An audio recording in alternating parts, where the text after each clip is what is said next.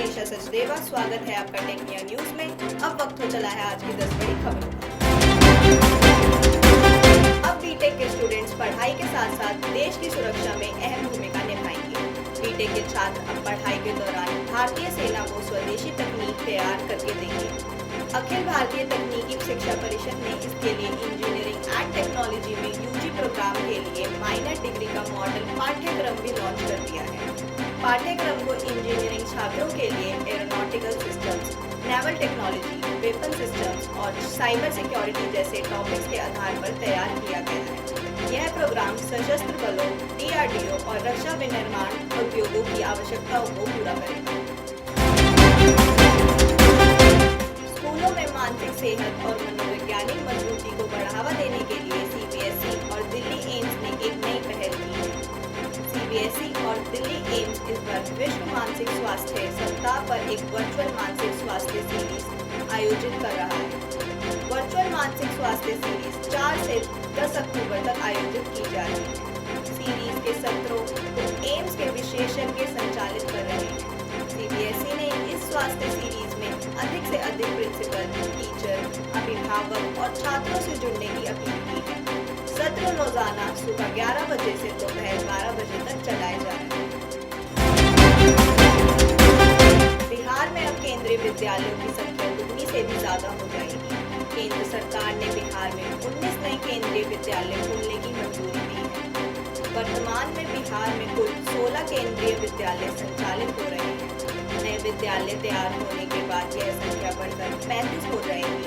साथ ही देश के अन्य राज्यों में भी नए केंद्रीय विद्यालय खोले जाएंगे। केंद्रीय मंत्रिमंडल ने बुधवार को देश भर में कुल 57 केंद्रीय विद्यालय खोलने का ऐतिहासिक निर्णय लिया है, जिनमें से 19 विद्यालय केवल बिहार के ही अलग अलग जिलों में खोले जाएंगे। बिहार माध्यमिक शिक्षक पात्रता परीक्षा 14 अक्टूबर को आयोजित होने वाली है। बिहार विद्यालय परीक्षा समिति ने इसके लिए एडमिट कार्ड डाउनलोड करने की तारीख का ऐलान कर दिया है।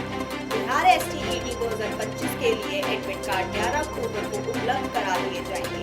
उम्मीदवार बीएसईबी की आधिकारिक वेबसाइट से अपना एडमिट कार्ड डाउनलोड कर सकेंगे।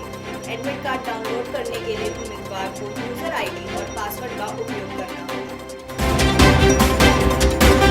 बिहार कर्मचारी चयन आयोग ने स्पोर्ट्स ट्रेनर के पदों पर भर्ती के लिए ऑफिशियल नोटिफिकेशन जारी किया है। इस भर्ती प्रक्रिया के माध्यम से स्पोर्ट्स ट्रेनिंग के कुल 379 पदों पर भर्ती की जाएगी।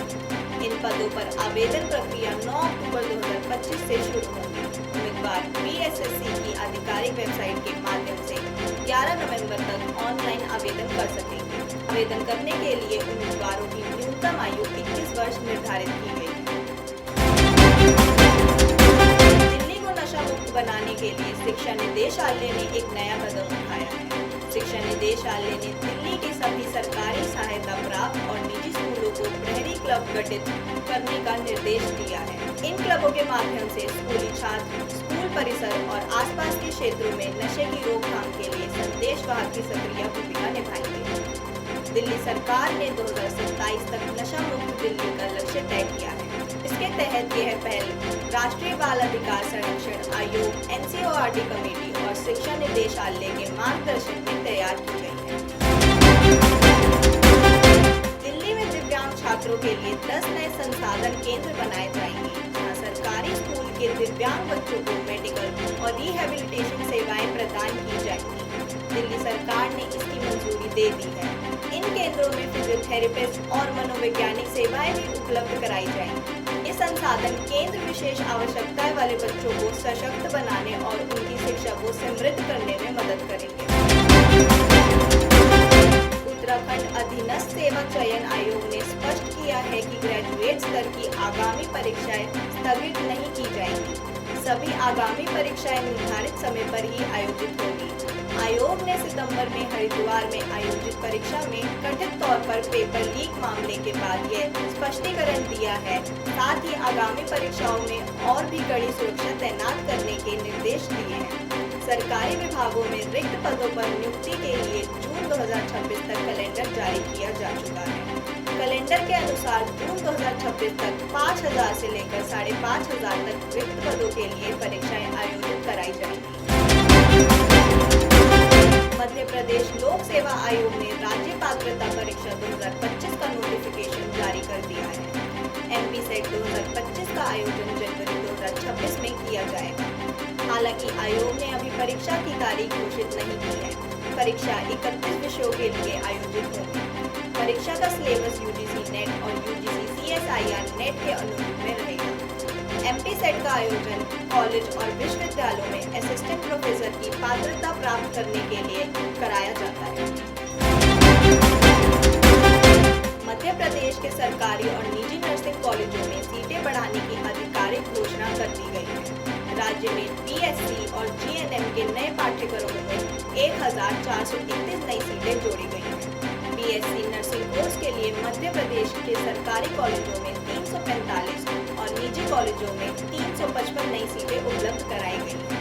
वहीं जीएनएम नर्सिंग कोर्स के लिए निजी कॉलेजों में 731 नई सीटें जोड़ी गई हैं। आज के लिए बस इतना ही। देखते रहिए टेक्निया न्यूज। चैनल को लाइक, सब्सक्राइब और शेयर जरूर करें।